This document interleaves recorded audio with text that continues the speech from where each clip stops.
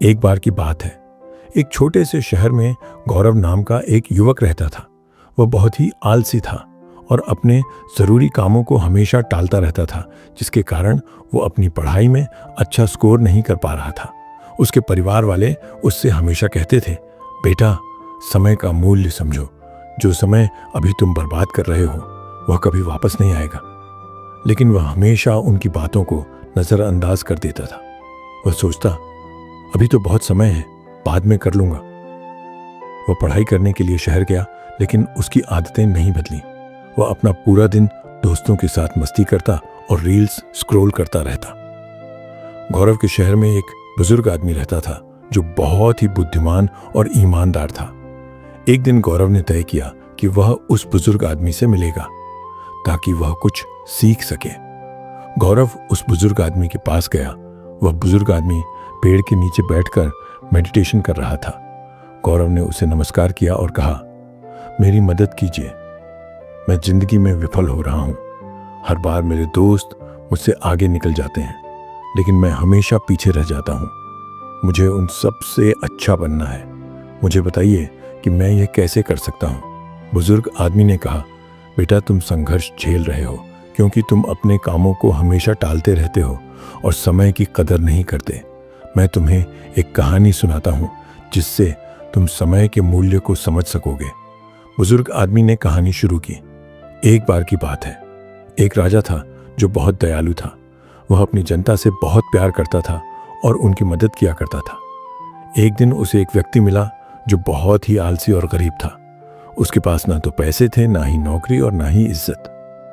वह हमेशा अपनी परेशानियों का दोष दूसरों को देता था। राजा ने उससे उसकी जिंदगी और उसकी परेशानियों के बारे में पूछा। उस व्यक्ति ने कहा, पता नहीं लोग मेरे बारे में ऐसा क्यों कहते हैं कि मैं कुछ नहीं कर सकता। जब भी मैं किसी नौकरी की तलाश में जाता हूं, सब मुझे मना कर देते हैं। राजा को उस व्यक्ति के लिए बुरा लगा। राजा ने कहा, एक सौदा करते हैं। सूर्य अस्त होने से पहले तुम मेरे राज दरबार में आना और जितना सोना चांदी तुम ले जा सको उतना ले जाना। वह सब तुम्हारा होगा। आदमी बहुत खुश हो गया और राजा को धन्यवाद कहा। वह अपने घर की ओर दौड़ा और उसने अपनी पत्नी को सब कुछ बताया। उस व्यक्ति की पत्नी भी बहुत खुश हुई और कहा, जाओ और जल्दी से सोना चांदी ले आओ। उस व्यक्ति ने कहा, मैं अभी नहीं जा सकता, मैं भूखा हूं, पहले मुझे खाना दो। जल्दी से उसकी पत्नी ने खाना बनाकर उसे दिया। उस व्यक्ति ने खाना धीरे धीरे खाया। उसने सोचा, उसके पास तो बहुत समय है, खाना खाने के बाद खजाना लेने जाऊंगा। खाना खाने के बाद उसे नींद आने लगी। उसने सोचा, मैं अभी थोड़ी देर सो लेता हूं, कुछ देर बाद चला जाऊंगा।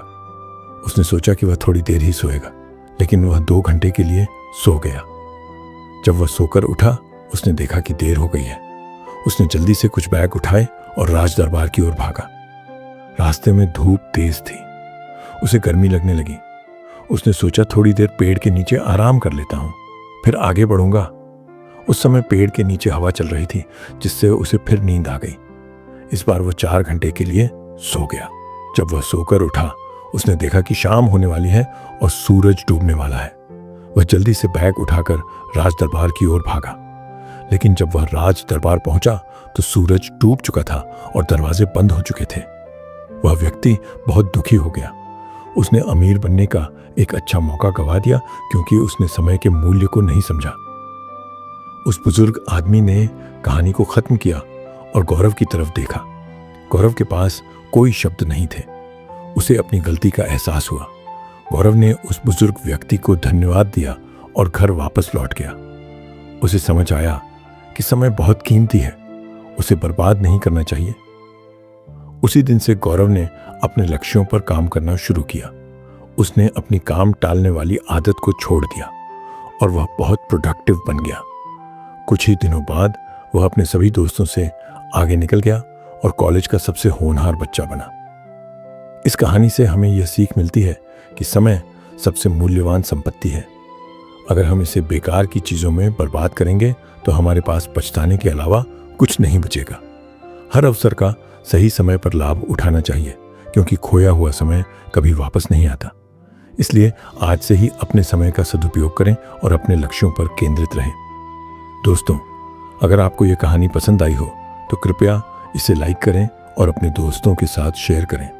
अगर आप ऐसी ही और प्रेरक कहानियों को सुनना चाहते हैं तो हमारे चैनल को सब्सक्राइब करें और बेल आइकन दबाना ना भूलें।